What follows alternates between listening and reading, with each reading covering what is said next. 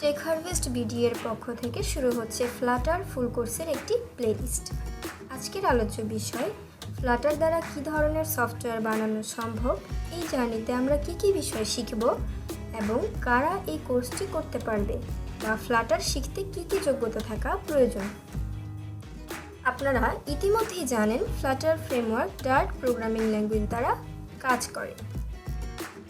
যারা Java, C ইত্যাদি programming সম্পর্কে জানেন তাদের তো ডার্ট অবশ্যই খুবই সহজ, কিন্তু যাদের এখনও প্রোগ্রামিংয়ে হাতেখড়ি হয়নি তারা চোখ বন্ধ করে ডার্ট দিয়ে শুরু করতে পারেন, কারণ অন্যান্য প্রোগ্রামিং ল্যাঙ্গুয়েজের তুলনায় ডার্ট অনেক বেশি আপডেট ও সহজ। ফ্লাটার ফ্রেমওয়ার্ক শুরু করার পূর্বে আমরা ডার্ট সম্পর্কে জেনে নিব। আমি চেষ্টা করব ডার্টের খুঁটিনাটি বিষয়সহ আপনাদের সামনে উপস্থাপন করার।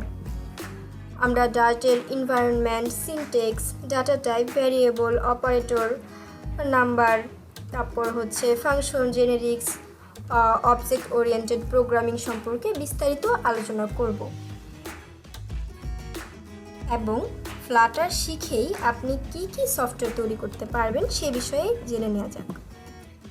ফ্লাটার শিখেই আপনি Android, iOS, website, macOS, Linux, Windows ইত্যাদির অ্যাপ্লিকেশন বা সফটওয়্যার তৈরি করতে পারবেন। দেখে নেওয়া যাক টপ লিস্টেড কিছু সফটওয়্যার যা ফ্লাটার দ্বারা তৈরি। এই স্ক্রিনটিতে আপনারা দেখতে পাচ্ছেন গুগল পে, ফিলিপস ইত্যাদি হচ্ছে ওই যে ইবাই, মোটরস, এগুলো ইত্যাদি সফটওয়্যারগুলো ফ্লাটার দ্বারা তৈরি।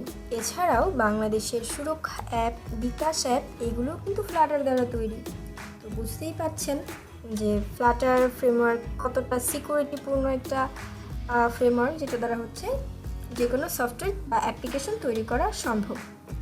আমাদের মডিউলটি সম্পূর্ণ বিগিনারদের কথা চিন্তা করে সাজানো, অর্থাৎ যাদের প্রোগ্রামিংয়ে হাতেখড়ি হয়নি তারা যাতে বেসিক পার্ট থেকে শুরু করে মোটামুটি অ্যাডভান্স লেভেল পর্যন্ত শিখতে পারে সেভাবেই ক্লাস ভিডিওগুলো ধারাবাহিকভাবে প্রোভাইড করার চেষ্টা করব। ডার্টের বেসিক পার্ট শেষ হলে আমরা ফ্লাটার উইজেট, ফ্লাটার ব্যবহার করে UI design, Firebase, API connected ইত্যাদি নিয়ে আলোচনা করব এবং বেশ কিছু প্রজেক্ট তৈরি করে দেখাবো। তো পরবর্তী ভিডিও থেকে শুরু করে দেওয়া যাক ডার্ট প্রোগ্রামিং ল্যাঙ্গুয়েজ শেখার জার্নি। ধন্যবাদ।